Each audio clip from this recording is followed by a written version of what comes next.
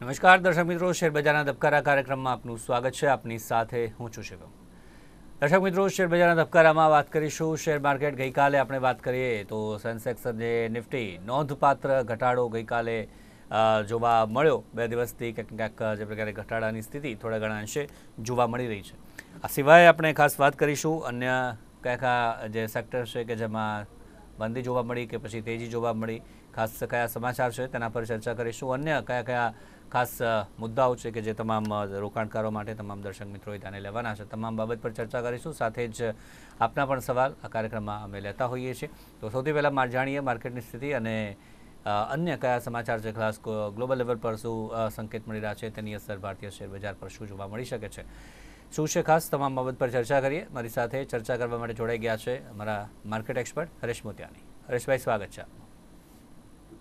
નમસ્કાર દર્શક મિત્રો. તો ગઈકાલે જે પ્રકારે નોંધપાત્ર ક્યાંક ઘટાડો જોવા મળ્યો, આ સાથે જ અન્ય કઈ કઈ એ બાબતો છે, કયા સેક્ટર્સ છે કે જે ખાસ ફોકસમાં રહ્યા છે, કયા ઇન્સ્ટ્રુમેન્ટ ખાસ ફોકસમાં રહ્યા, અને આજે માર્કેટ ખુલશે ત્યારે આજે શું સ્થિતિ રહી શકે છે? શિવમ, ગઈકાલે જે રીતના માર્કેટમાં આપણને ડિક્લાઇન જોવા મળ્યું છે, અને નોર્મલી નોટ ખાલી ગઈકાલે, ઘણી વખત મને આપણા ઘણા દર્શક મિત્રો, મારા મિત્રો, મને એક અમુક ટાઈમે છે ને હું પોતે કન્ફ્યુઝ થઈ જતો હોઉં છું કે how to cater the different breeds of people. એક અમુક વ્યક્તિ એવા છે કે જે કે છે કે આ ફોલ આવ્યો ટેકનિકલી મને સમજાવો.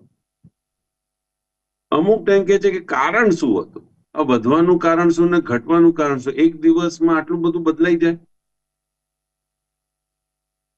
અને ત્રીજો કે મને ટૂંકમાં મને કોણ કે મને આ બધું સમજ નથી પડતી, મારે આ બધું સમજવું નથી, ટેકનિકલ બી સમજ નથી પડતી અને ન્યૂઝ બેઝ બી મારે સમજવું નથી, પણ મારા માર્કેટમાં કામ કરવું છે એટલે બોટમ લાઈન મને કહો.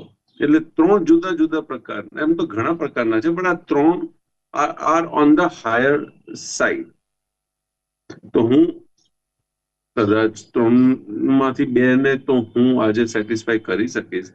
પહેલી વાત તો સૌથી પહેલા આવે કે તૂટવાનું કારણ શું, કે માર્કેટ આ તૂટ્યું છે તો કારણ શું. સાચી વાત કહું તો મને બી ખબર નથી. હવે તમારે જજમેન્ટ લેવાનું છે, કારણ કે રીઝન્સ ઘણા બધા હોય છે, right. It's not that one particular reason થી માર્કેટ ક્રેશ. કોઈક વાર એવું થતું હોય છે, બટ ઓવરઓલ જોવા જાવ તો ઘણા બધા રીઝન છે. હવે તમે આમાંથી તારણ કાઢો કે yes this is the proper reason, right, કે આ પ્રોપર રીઝન છે, આ કારણસર માર્કેટ તૂટ્યું હશે. તમે એક કોકને પૂછશો તો કહેશે કે કોવિડ પાછું આવી ગયું, અને આ વખતે કોવિડ જે છે એની ઇન્ટેન્સિટી પહેલા કરતા વધારે છે, એટલે હવે તમારે સ્ટ્રોંગ બૂસ્ટર ડોઝ ની જરૂર પડશે. તો એક રીઝન કોવિડ, કે કોવિડ આવી ગયું એટલે એફઆઈઆઈ આટલું બધું વેચાણ કરી ગઈ છે, 10,000 કરોડ કેશમાં. અને તમે જયારે જોવા જાઓ તો જે બેસિકલી ફિયર ઇન્ડેક્સ છે એમાં તો કઈ ફેરફાર છે જ નહીં.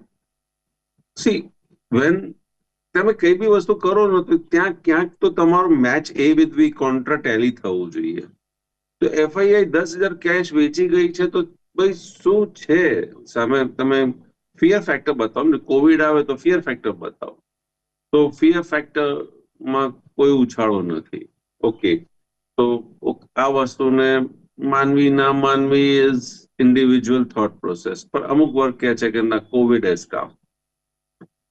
સેકન્ડ જે ન્યૂઝ છે એ નોબલ વિનિંગ ઇકોનોમિસ્ટ જે છે, જે નોબેલ પ્રાઇઝ જીતીને બેઠા છે, પોલ ક્રુગમેન, એમનું સ્ટેટમેન્ટ આવ્યું છે કે યુએસની ઇકોનોમી પ્રેસિડેન્ટ ડોનાલ્ડ ટ્રમ્પનું જે સેકન્ડ ટર્મ છે, સેકન્ડ ટર્મ પર એ તરફ જઈ રહી છે કે જ્યાં it's heading toward stagflation with high inflation.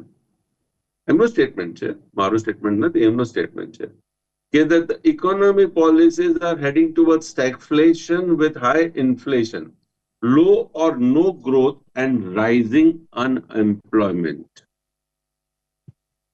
તો શું આ એફઆઈઆઈ ને ફિયર કરે છે? પોસિબલ? ફિયર ફેક્ટર ક્યાં છે? Again there is no fear factor. ત્રીજી વાત કરું તો ગોલ્ડ ઓઇલ, તો ઇઝરાયલ ઇઝ પ્લાનિંગ કે જે રીતના ગોલ્ડ અને ઓઇલના જે રિએક્શન જોવા મળે છે કે Israel is planning a strike on Iranian nuclear sites, કે રાઈટ, ઈરાનના જે ન્યુક્લિયર સાઇટ છે એના પર ઇઝરાયલ કદાચ સ્ટ્રાઇક તૈયાર કરી રહી છે કે ત્યાં અટેક કરશે. એટલે આ ત્રણ તો આ ન્યૂઝ બેઝ થયા. ચોથું ન્યૂઝ બેઝ જો કહું ઇન્ડિયાને ખાસ ટચ કરે એવા છે કે એક પ્રશ્ન ઉભો થાય છે કે ચાઇના ને અચાનક કેમ આટલા સદીઓ બાદ, નોટ સદીઓ બાદ બટ દસકાઓ બાદ, after a long decade partition થયા પછી આપણું જે બોટલનેક એરિયા જે છે નોર્થ ઇસ્ટમાં, સિલિગુડીથી તમે 135 કિલોમીટર સમજો કે ત્યાં એક એર બેઝ છે જે વર્લ્ડ વોર 2માં વપરાયું હતું અને એ air base was totally dead. એને ઉપયોગ કરવામાં નતો આવ્યો અને એ એર બેઝને ફરી રિવાઇવ કરવાની વાત ચાઇના અને બાંગ્લાદેશ કરી રહી છે, કારણ કે એ એર બેઝ બાંગ્લાદેશના કંટ્રોલમાં છે. But it was dead. અત્યાર સુધી ત્યાં કશું એક્ટિવિટી નથી. પણ હાલના તબક્કામાં China is interested in developing that air base, which is hardly say 12-15 kilometer away from Indian border. ભારતીયનું જે એલઓસી છે એ પર્ટિક્યુલર એરિયામાં 12 થી 15 કિલોમીટર દૂર જ છે અને એ એરબેઝનું જે નામ છે લાલ મુનીરહટ એરફિલ્ડ, લાલ મુનીરહટ એરફિલ્ડ આ ડેવલપ કરવાની વાત થઈ રહી છે. તો મે બી કદાચ આ વસ્તુ પણ મીન્સ આ એરા કે જે તમે શબ્દો વાપરો અહીંયા પણ એક ટેન્શન કદાચ ભારત માટે ઊભું થઈ જાય. તો કહેવાનો મતલબ ઘણું બધું છે ન્યૂઝમાં. હવે આ ન્યૂઝમાંથી તમે કયા ન્યૂઝના કારણે એફઆઈઆઈ આટલું બધું વેચી ગઈ છે, એકદમ અચાનકથી અત્યાર સુધી નથી વેચતી ને અત્યારે વેચી ગઈ છે, આઈ ડોન્ટ નો. હવે હું ન્યૂઝ ઉપર આવી જાઉં તો ન્યૂઝમાં જે અત્યાર સુધી બેંક નિફ્ટી ને બેંક નિફ્ટી, મેં ગઈકાલે વાત કરી હતી કે પરમ દિવસ મીન્સ મેં પરમ દિવસે વાત કરી હતી મીન્સ અમારા મિત્રો સાથે કે બેંક નિફ્ટી લુક્સ મોર સ્ટ્રોંગ બેટર દેન નિફ્ટી. એટલે નિફ્ટી તો વીક હતી જ but bank Nifty was looking more strong. પણ પરમ દિવસે બપોરે સાંજે એટલે મીન્સ મારો કહેવાનો મતલબ છે 2 વાગ્યા પછી bank Nifty also started giving out its strength. But એને પરમ દિવસનો લો નતો તોડ્યો એટલે we were okay bit positive looking to the GIFT Nifty. તો ગઈકાલે જ્યારે હું ટીવી પર આવેલો અહીંયા આપના સમક્ષ આ પ્લેટફોર્મ ઉપર, ત્યારે મેં કીધું હતું કે ભાઈ ઓકે ગિફ્ટ બેંક નિફ્ટી તો છે વીક બટ બેંક નિફ્ટી જે છે it has not broken the previous day low. એટલે લોઅર ટોપ લોઅર બોટમ નથી બન્યું. એટલે દેટ વોઝ ધ એક ટેકનિકલી એમ કહેવાય કે એક સપોર્ટ હતો મેન્ટલી કે યસ ત્યાં આપણે we can hold it. But again in the morning itself આપણને બધા કલર જોવા મળી ગયા. હવે હું બેંક નિફ્ટીમાં ટેકનિકલી સમજાવું તો સૌથી પહેલો સંકેત, જે પણ વ્યક્તિ ટેકનિકલી સમજતા હોય છે તો સૌથી પહેલો સંકેત મને પરમ દિવસે, રાઈટ, તો પરમ દિવસે મને 11:30 ની આસપાસ સંકેત જોવા મળ્યો, રાઈટ. તો આ પરમ દિવસે જે બી ચાર્ટમાં જઈને તમે જોઈ લેજો, પરમ દિવસે 11:30 ની આસપાસ ફર્સ્ટ સિગ્નલ, એટલે ત્યાં તમે પ્રોફિટ બુક કરી શકો છો ઓર એલર્ટ થઈ શકો છો ઓર હેજ કરી શકો છો. એના પછી સેકન્ડ સિગ્નલ જે મને જોવા મળ્યું હતું ઇટ વોઝ હું ટાઈમ જ કહીશ, લેવલ નહીં કહું, તો દેટ વોઝ સે અરાઉન્ડ 13:35 એટલે 1:35. તમે ચાર્ટ જોશો તો તમને પોતાને ખ્યાલ આવી જશે કે કેમ હું આ કહું છું. તો 1335 ઉપર સેકન્ડ સિગ્નલ જોવા મળ્યું. Okay, that is something good કે ભાઈ તમને બે સિગ્નલ મળ્યા છે. બટ શું કન્ફર્મેશન, તો મેં જેમ તમને વાત કરી કે lower lower bottom, previous day low ને બીજા બધા વગેરે તમારા પેરામીટર, ઓસિલેટર, પણ તમે એક ખાલી લેવલ લઈને તો કામ ખાલી નથી કરતા. તમે ઘણી બધી વસ્તુ ઓબ્ઝર્વ કરતા હો છો એક કન્ફર્મેશન માટે. તો આપણે એ જોવા બેઠા, તો એ સિગ્નલ ક્યારે જોવા મળ્યું? તો that signal basically we got when it broke, or say the timing કહું તો 2:10 કે 2:15 2:15 આપણને સિગ્નલ જોવા મળ્યું કે યસ, બેંક નિફ્ટી હવે બધી રીતે, નોટ બધી રીતે, બટ મેજોરિટી જે એના સ્ટડી પેરામીટર્સ છે એમાં bank Nifty is trying to give અવે. The only one parameter left was yesterday's, day before yesterday's low. એટલે હું ગઈકાલની વાત કરું છું, તો ઇટ વોઝ હા લો. હવે ગઈકાલનો જે લો છે એ આપણને સવારે ગઈકાલે વાત કરીએ તો યસ, આપણને સવારે કેટલા વાગે જોવા મળ્યું? તો 9:30. 9:30 આસપાસ આપણને ડે બિફોર યસ્ટરડેઝ લો, રાઈટ, ઓર સે યસ્ટરડેઝ લો, આપણને બ્રેક થતા જોવા મળ્યું 9:30 વાગે. બસ 9:30 વાગે ગઈકાલે the level was what? Bank નિફ્ટીમાં 55,400 અરાઉન્ડ, એટલે 350 to 450. હવે 55,350, 55,450 જો તમને લેવલ મળી જાય છે કે yes it has given you a short signal, તમે ત્યાંથી તમે બેર મૂડ તમે બનાવી દીધું છે. બેર મૂડ તો તમારું બનેલું હતું. Now you just wanted to have a confirmation. હવે આ કન્ફર્મેશન મળ્યા બાદ બેંક નિફ્ટી ક્યાં સુધી ઉપર ગઈ? તો bank Nifty went and made a high of 55,474. એટલે તમારો જે લેવલ હતો 350-450, but nature psychologically option interest પ્રમાણે 55,500 આવે. તો તમને ખ્યાલ હતો કે હા, આ મારો તમારે રાઈટ સ્ટોપ લોસ કાઢતા આવડવું જોઈએ. તો ત્યાં તમે રાઈટ સ્ટોપ લોસ કાઢ્યો છે. મારા ચાર્ટમાં તો મારા પાસે છે જ, which we cannot discuss it over here.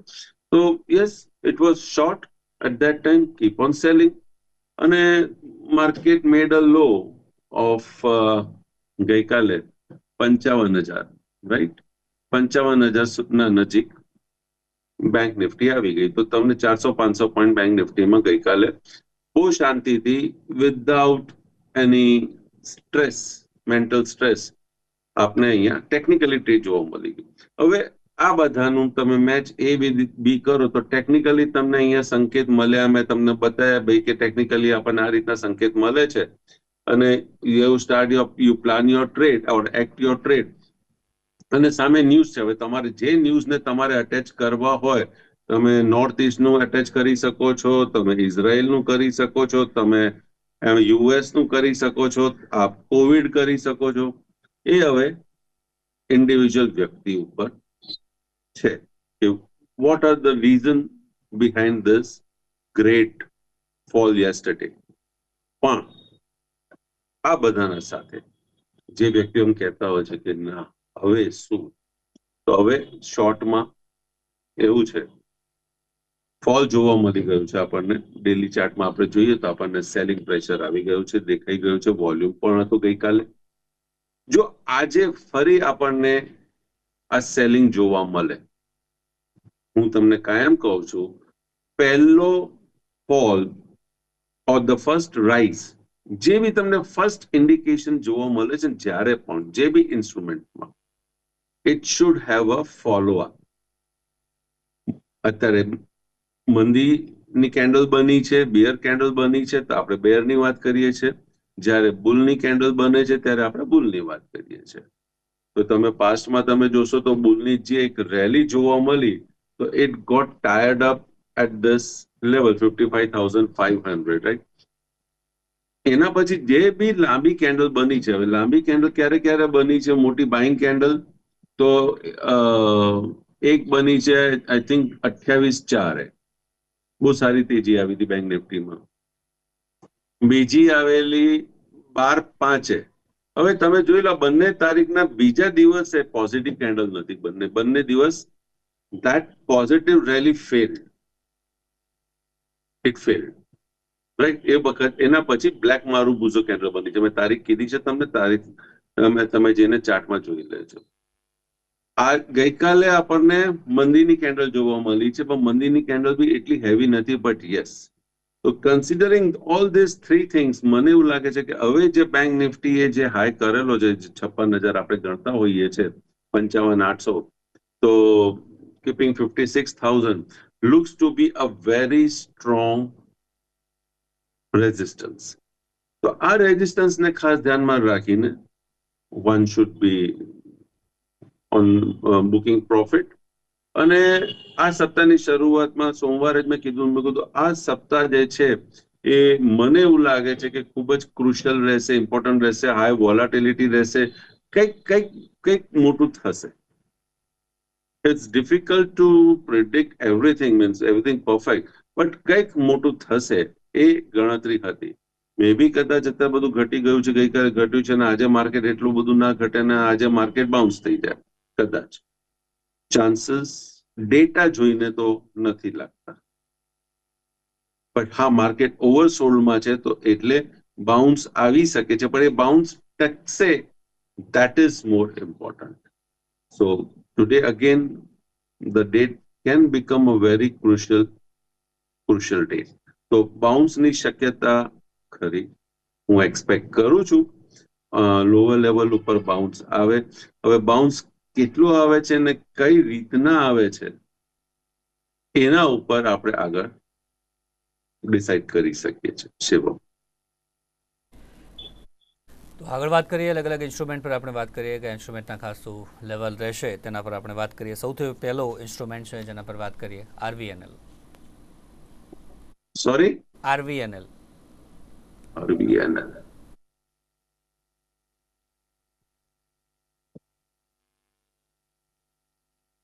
RVNL ગઈકાલે અગેન એક બ્લેક મારુબુઝો કેન્ડલ બનાવી છે, કવરિંગ ધ પ્રીવિયસ કેન્ડલ. એટલે એના આગળની કેન્ડલ જે હતી ઇટ વોઝ ટોટલી વ્હાઇટ મારુબુઝો કેન્ડલ, એટલે પોઝિટિવ કેન્ડલ હતી, રાઈટ.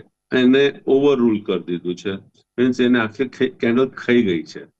હવે ગઈકાલના લોની નીચે ટ્રેડ કરે તો આરવીએનએલમાં પ્રોફિટ બુકિંગ આવશે with yesterday's high as stop loss. In case yesterday high cross કરે છે તો ગઈકાલનો લો સ્ટોપ લોસ સાથે તમારે આમાં હોલ્ડ રહેવાનું રહેશે. કારણ કે રેલી થઈ ચૂકી છે, તો હું એમ જ કહીશ કે ગઈકાલના લોની નીચે બંધ આપે, ટ્રેડ કરે, તો એને હેજિંગ કરજો or else book your profit. ગઈકાલના લોની નીચે જો બંધ આપે તો હેજિંગ કરી શકાય છે. જે આરવીએનએલ વાત કરી. Next instrument, Hindalco.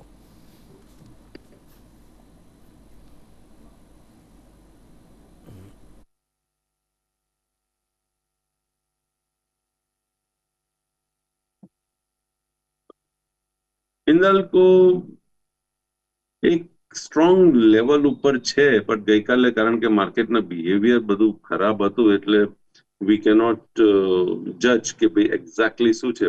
But long term investor માટે તો હું કહીશ કે yes, looks positive with the support of 720 બિલો અને ટાર્ગેટ પોસિબલ 900 ઓર 1000, 900 થી 1000 ની વચ્ચે આવી શકે છે. વચ્ચે જે ટાર્ગેટ જે વાત કરીએ આપણે, આગળ વાત કરીએ. એક કોલર જોડાયા છે. અરે સોરી, લેવલમાં કંઈક લોચો થયો છે. 590 નો સ્ટ્રોંગ સપોર્ટ છે અને ટાર્ગેટ કેન બી 700 પ્લસ. જી, તો 700 પ્લસ ટાર્ગેટ અને 590 નો સ્ટ્રોંગ સપોર્ટ. આગળ વાત કરીએ. કોલર જોડાયા છે. હેલો. મારી પાસે ગ્લાન્ડ ફાર્મા પડ્યા છે. ગ્લાન્ડ ફાર્મા 2700 રૂપિયાના ભાવથી, અને 3 વર્ષ ઉભા રહી શકીએ છીએ, તો શું કરવું જોઈએ? જી, તો ગ્લેન્ડ ફાર્મા તેમની પાસે પડ્યા છે 2700ના ભાવના, 3 વર્ષ ઊભા રહી શકે છે, શું કરી શકાય? ને કેટલા વર્ષ ઉભા રહેવું છે ઓકે એમની ઈચ્છા કરી, પણ ત્યાં સુધી આવે એવી શક્યતા તો ઓછી લાગે છે. ચાર્ટ જોઈને એવું લાગે છે કે આ સપ્તાહમાં હવે 1550ની ઉપર જો બંધ આપે અને ટ્રેડ કરે 1550ની ઉપર, તો ઇન્સ્ટ્રુમેન્ટમાં એમને કંઈક ઉછાળો જોવા મળે અને એ ઉછાળો એને પાછા 1700ની આસપાસ લઈ જઈ શકે છે. 2700માં લીધા છે એટલે ત્યાં સુધી આવે એ શક્યતા મીન્સ અત્યારે તો હું ના કહી શકું. અને જો મારે લોંગ ટર્મ પોઈન્ટ ઓફ વ્યૂથી જવું હોય તો હજી એવા સિગ્નલ જોવા નથી મળ્યા. એમનો જે ભાવ છે ખરીદી ભાવ, એ ખૂબ જ એક અગત્યનો લેવલ છે, ખૂબ જ અગત્યનો લેવલ છે. 2700 એમને ખરીદ્યા છે, રાઈટ? તો 2725 that is a very very crucial level. 2725ની ઉપર જો બંધ આપે ક્યારે પણ ક્વાર્ટરલી ક્લોઝ, તો હું એમને કહી શકીશ કે યસ, મને with all the parameters supporting it 2725ની ઉપર બંધ જો જોવા મળશે તો આ ઇન્સ્ટ્રુમેન્ટ પછી 4 આંકડા 5 આંકડામાં આવી જઈ શકે છે. 4માં તો છે, પછી 5 આંકડામાં જઈ શકે છે. એમના માટે લોંગ ટર્મ સપોર્ટ જે છે એ 1124નો છે. લોંગ ટર્મ સપોર્ટ 1124નો છે. તો 1124 is the support quarterly closing basis. અન્ય કોલર જોડાયા છે. હેલો.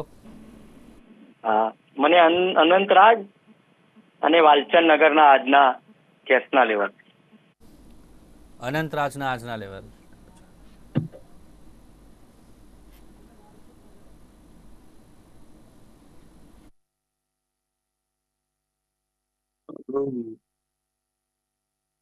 પરમ દિવસના હાઈના સ્ટોપ લોસ થી મંદી થાય જો ગઈકાલનો લો તોડે તો ટાર્ગેટ 238, એટલે પરમ દિવસનો હાઈ એ તમારો સ્ટોપ લોસ રહેશે. જો તમારે બાઇંગ દેખાય 1 અવરની સ્ટ્રેટેજીમાં, તો મેં જેમ તમને વાત કરી કે ભાઈ 238, તો 238 તમારો સ્ટોપ લોસ થઈ જશે અને પરમ દિવસનો હાઈ તમારો ટાર્ગેટ થઈ જશે જો ગઈકાલનો હાઈ ક્રોસ કરે, એના ઉપર ટ્રેડ કરે. ઇન્સ્ટ્રુમેન્ટ વિશે ચર્ચા કરી, અત્યારે તેમાં આપનું કોઈ પર્સનલ હોલ્ડિંગ કે આપનું કોઈ પર્સનલ ઇન્ટરેસ્ટ? જે બી ઇન્સ્ટ્રુમેન્ટ વિશે ચર્ચા કરી છે, મારું ક્યાં કોઈ પર્સનલ હોલ્ડિંગ નથી. જ્યાં મારા મિત્ર, સગા સંબંધી, ફેમિલી મેમ્બર્સ ટ્રેડિંગ ઇન્વેસ્ટમેન્ટ કરતા હોય છે, કારણ કે ફેમિલી મેમ્બર ઇન્વોલ્વ છે, તો આપ મારો ઇન્ડાયરેક્ટ ઇન્ટરેસ્ટ ત્યાં જોઈ શકો છો.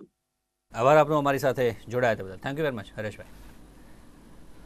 તો શેર બજારના ધબકારા કાર્યક્રમમાં અત્યારે બસ આટલું જ. ફરી મળીશું.